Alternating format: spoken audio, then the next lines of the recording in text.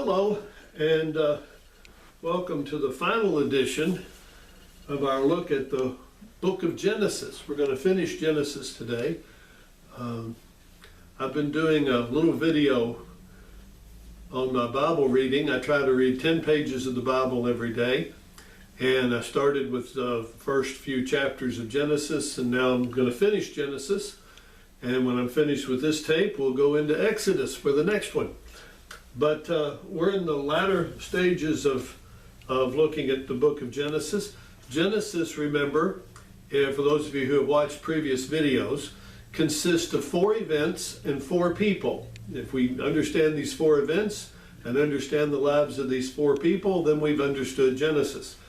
The 4 events: creation, the fall, the flood, and the Tower of Babel. The 4 people: Abraham, Isaac, Jacob, and Joseph. And we're looking at Joseph now. In chapter 45, Joseph has gone down into Egypt. He was in prison. He had a dream, or he didn't have a dream. He interpreted a dream. Pharaoh found out he interprets dreams, invited him to come up to interpret a dream of his. Joseph says there's going to be 7 years of famine, and then 7 years of plenty, then 7 years of famine. So store up stuff during the good years because you're going to need them. Pharaoh's impressed, says, "Oh, Joseph, I want you to take over as the prime minister. Everybody in the government, everybody in the country is going to answer to you except for me." And so he becomes the leader of Egypt under Pharaoh.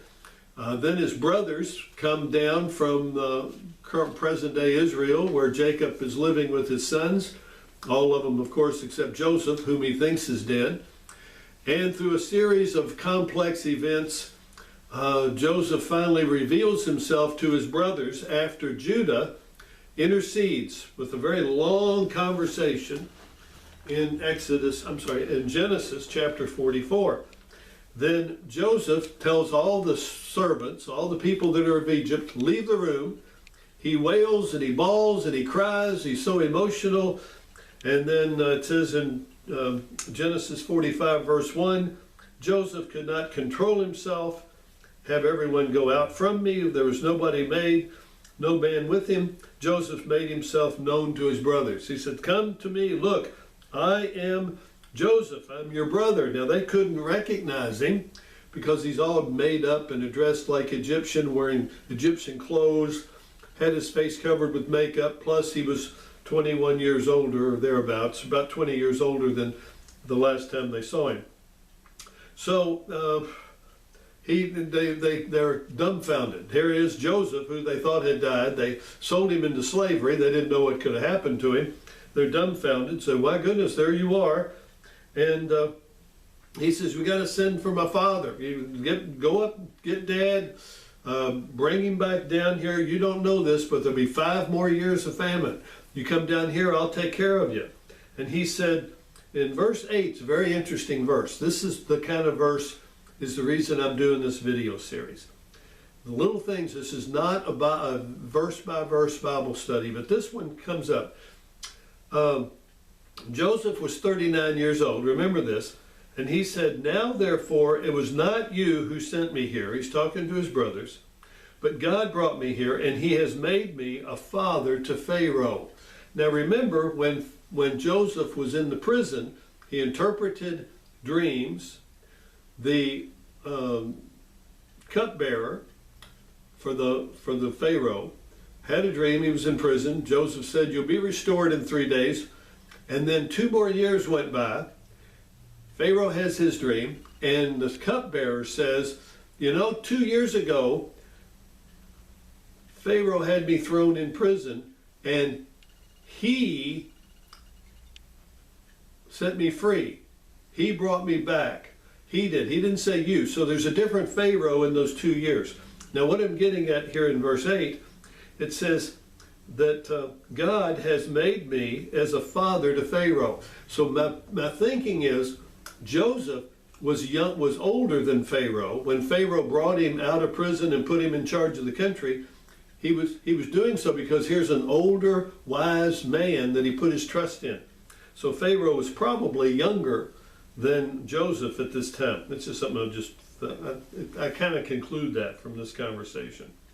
Okay, now another thing that was kind of interesting, and they had a big banquet and so forth, and in verse, let me look at this again, because I think it's curious. In verse 22, he gave all these gifts and clothes and everything to his brothers. To each of them he gave changes of garments. To Benjamin he gave 300 pieces of silver and 5 changes of garments. Now, it's like, okay, leave all your stuff back in the promised land, back in Israel, and you come, I'll just take care of you. And so he gave Benjamin 5 clothes, 5 suits, if you will.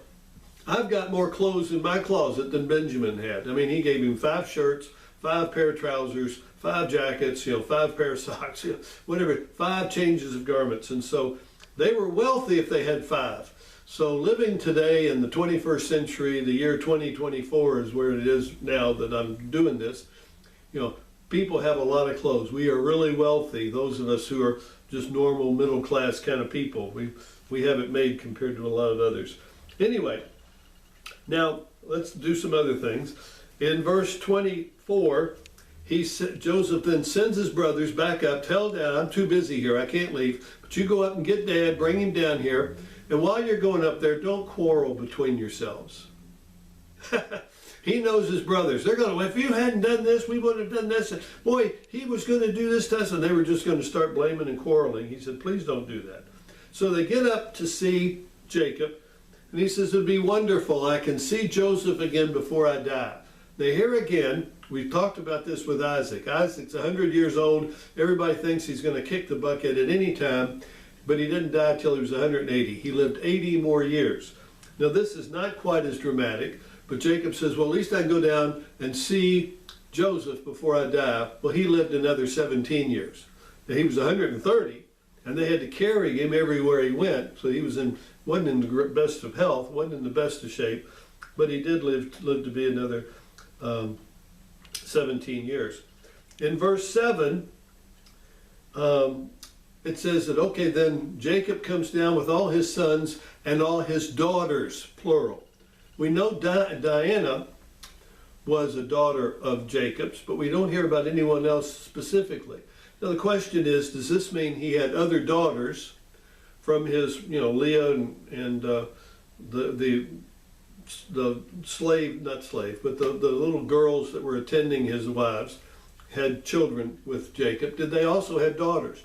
So did he have daughters from naturally, or is he talking about maybe daughter-in-laws? But he sent his sons and his daughters, and they all went down.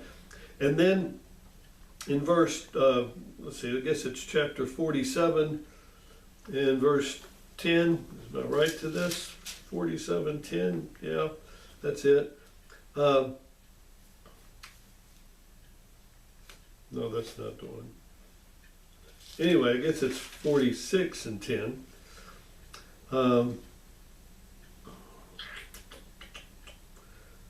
Well, it talks about all the children. Actually, it's verse 21. They talk about, here's all the people that moved down to Egypt now. Here's Judah and his family, and Issachar and his family, and Gad and his family. Comes to Benjamin. We have in our mind again, here's little Benjamin, 5 years old, 10 years old, whatever. Just like when Abraham offered Isaac as a sacrifice, the little pictures in your Sunday school books show a little boy about 7 years old being sacrificed.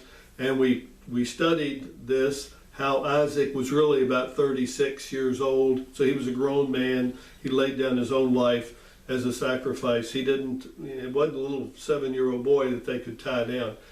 Well, in the same way here, Benjamin, we think of in our mind that he's a little boy. No, if Joseph is 39 years old at this point, then probably only a couple of years younger is Benjamin. He's probably only a couple of years older than Benjamin. But Benjamin has 10 children, is what I'm getting at. So he's old enough to have 10 children. So they've got quite the family. Thing to remember, people in Egypt don't like shepherds. There's always a battle in the USA. Out west, there was always a feud between cattlemen and sheep bearers, shepherds. because sheep do things to the land and cows won't eat the grass after sheep have been in there. It's a terrible odor. But anyway, the Egyptians don't like shepherds. So when they come down and have the conversation with Pharaoh, who are your people? What is it you like to do? Oh, we're shepherds. So they're going, oh, grief. Now, why did they do that? It's because Joseph had arranged with Pharaoh to give the people, his family, the land of Goshen. It was a better piece of land, number one. It was also isolated. If they're going to be shepherds, they're going to be out here, and the other Egyptians are not going to go out and mingle with them. Now, here's the problem. They got a great piece of land, but anytime you're isolated, you develop a lot of ill feelings. It's like in the States, there are Amish communities that pretty well stay to themselves. They don't interact. And so the people outside the Amish community often will they'll do some naughty things. Teenage boys will do vandalizing and that sort of thing. So it's not good to be isolated, but that's what happened. And later on we know fear developed because here are these people over there, we don't know who they are, and they end up being enslaved by Pharaoh. We get to that when we get into Genesis. But what happened here is, as time goes on in chapter 47, I'm right about that now, and Joseph is administering the land. People come and they give everything they've got to get food because Joseph is selling the food and getting the money and making Pharaoh rich. People don't have that anymore. He says, okay, then you'll give me your land. Give me everything you got. So the government takes over everything because people just give to the government when they need food. And I think that's sort of bad. We want people to continue to be able to have their own livelihood. It's not good when government owns everything and does everything. And so that didn't work out too good with that. Now, I did say that the priests were given special treatment. Their land wasn't taken away. When we see priest, we think of children or the sons of Aaron and the Jewish priests, or today they'd be Catholic priests, that are around. No, these were pagan priests. So we have to remember, keep it in balance, that Joseph was living in a pagan land, and as such, they were living in a bit of darkness. They were embracing several pagan practices. And I really think that one of the things that was going on with Joseph, he was decorated like an Egyptian. He became an Egyptian and was involved in some stuff that wasn't really of God totally. Okay, again, moving on. There came a time then in chapter 48, Jacob's lived down there 17 more years. He's 147. He's ready to die. And so he calls Joseph in, and Joseph brings his boys, Ephraim and Manasseh. And it's kind of funny because Jacob says, well, who are these guys?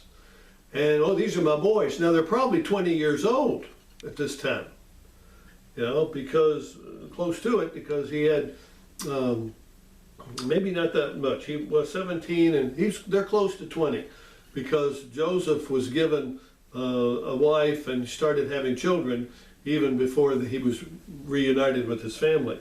But then, so again, it's kind of odd that he would be down there all that time and not see his grandchildren. But then he comes up and says, let me give him a blessing. Manasseh's the oldest, and Ephraim is the youngest. And Jacob does one of these. He puts his right hand on Ephraim and his left hand on Manasseh. And Joseph said, no, you got the wrong one. Manasseh's the oldest. He said, I know he's the oldest, but the blessing's going to go to the youngest one. Now, where did Jacob get that? Because he was younger of Esau, and he got the blessing. So it kind of repeats itself there. And it's of God because Ephraim is a more influential tribe than Manasseh is as time goes on. And so, anyway, then also I would like to read, then Jacob goes on to bless all of his sons. And I want to read only the one that jumps out at me really special is Judah. Because we know Judah is where David came from and eventually Jesus. Jesus is a direct descendant of Judah. And Abraham, Isaac, Jacob, and Judah. And it says, Judah, your brothers shall praise you. In fact, Judah means praise. Your hand shall be on the neck of your enemies. Your father's sons will bow down to you. Judah is a lion's whelp. Now back up a little. I mentioned before there's a tension, cooperation sometimes, but because they share leadership between Judah and Joseph. And here he says, your father's sons will bow down to you. That was Joseph's dream.